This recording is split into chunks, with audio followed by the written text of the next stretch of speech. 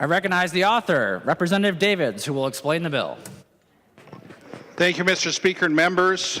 This is House File 4. This is the tax bill, the Come Together tax bill right now for tax relief. And what I'd like to do to start out is I've got some thank yous that I feel are very important to issue today. And the first one, and in no particular order, but I want to thank Joel Michael, Steve Hines, Pat Dalton, Nina Manzi, Christopher Clayman, and Sean Williams from Nonpartisan House Research. Very, very valuable parts of this tax bill in the tax committee. Cynthia Templin, Kathy Schill, House Fiscal, Molly Richardson, Travis Reese, Gary Kay, Allie Robel, Kelly Windsor, Isaac Winnis, our committee page, Commissioner Bowerly, Ms. Leslie Thompson, Khalid Dayeb, Representative Drazkowski, Representative McDonald. A couple, and those are all very special thank yous, but there's a couple here that I just really want to give a special thank you to. That'd be Lead Marquardt, lead DFL member of the tax committee. Paul Cummings from the department. Tremendous job, always prepared, always ready to go to answer questions for our committee members. Very professional, very prepared. And of course, I would be remiss if I didn't mention the name of the committee administrator, the Mr. Stephen Rubis. And so thank you to all of those folks. And before we get into the entire bill itself, I really do want to thank Chair Drazkowski and the Property Tax Division, Vice Chair Hertas of that division. And I'd like to turn it over to Chair Drazkowski for his division report, which is included in the entire tax bill. Member from Wabasha, Representative Drazkowski. Thank you, Mr. Speaker. Thank you, Chair Davids, and thank you, members. Members, I'd like to begin just by thanking the members of the Property Tax Committee. Chair Davids mentioned Vice Chair Hertas, DFL lead Representative Loeffler.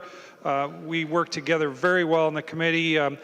Representatives Anderson P., Barr R., Carlson A., and Representatives Erickson, Frankie, Lean, Lunan, Marquardt, Nelson, New, Rarick, Whalen, and Joachim.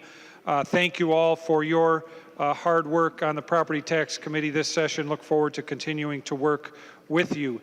Members, there's about 5 or 6 larger areas of the Property Tax Division report that I'd like to go over, and I'm sure we'll get into some of the other details, but they're all there both in the bill and the bill summary as well. But the most significant ones begin with the ag bond tax credit. And members, we have heard and has been chronicled in committee and here on the House floor for each of the last coming up on 3 years now, the very difficult situation that our farm operators across Minnesotans, who are nearly every one of them are family farm operators, they probably all are, the ag bond tax credit. And what we do with that is we provide the state comes in and provides a subsidy to school districts to offset half or 50% of the farm property tax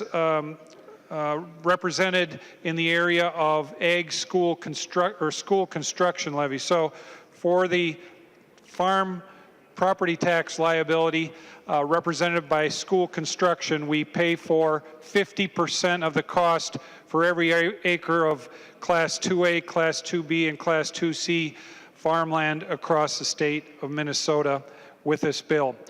Also, we focused a great deal on the very oppressive state general levy that is squishing our Minnesota job creators and detracting from their ability to expand and build our economy and hire people and pay their employees more like they would so much like to do.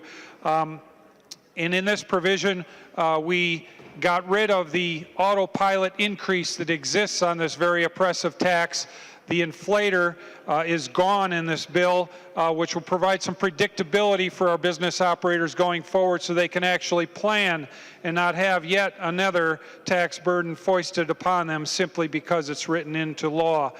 Members, we also include in this provision some handiwork of Representative and Vice Chair Hertas, who 2 years ago came forward with the exclusion on the lower end of the property value for each of these commercial industrial properties across the state, excluding the first $200,000 of property value for every commercial industrial property across the state, from rural to urban to suburban, from northwest to southeast, from southwest to northeast.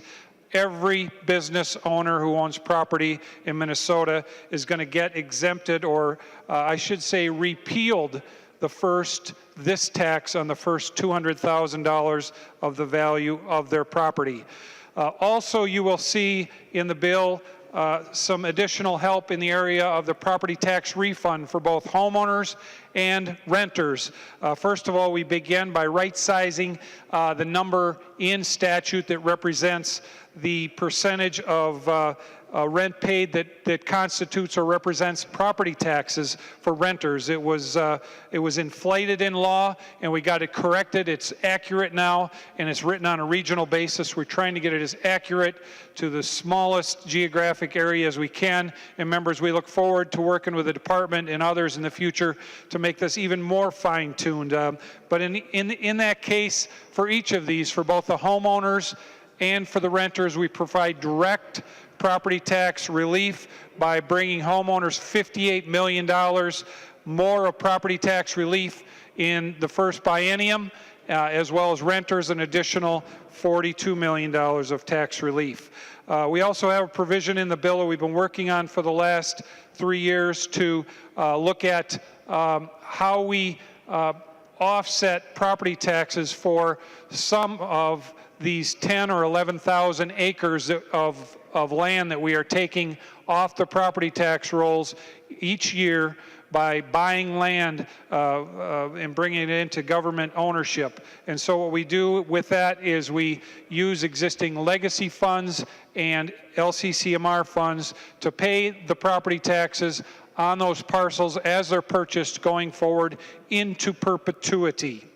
And that's in the bill. We also have the Property Taxpayers Empowerment Act, which was also in the bill last time, which provides an opportunity for property taxpayers in city and county jurisdictions where the government is not being responsive to the needs of taxpayers, is not working in concert with them and their best needs, that empowers taxpayers to act through a reverse referendum to bring the question upon the ballot going forward. And we also take nearly all, but not all, of the special referendums and special elections in statute and move those dates to the first Tuesday after the first Monday in November in both odd and even numbered years.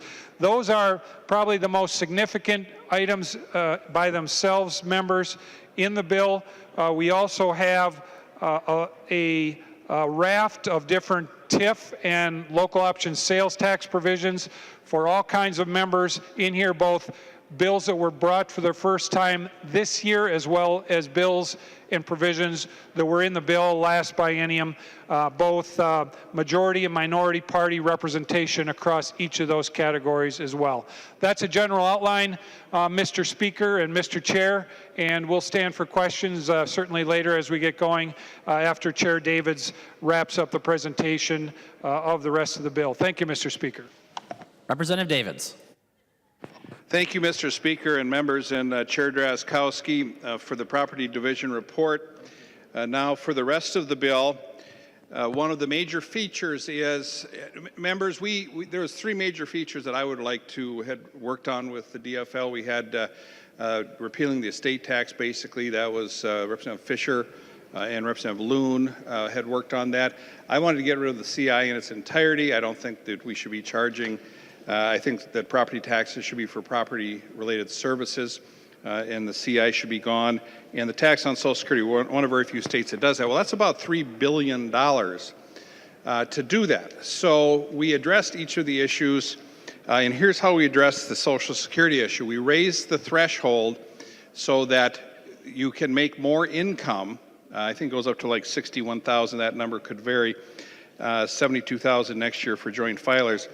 And so you will not have to include as income your Social Security payments with the threshold up to the amount of the threshold. It allows for refundable tax credit for principal and interest loan payments for student loans.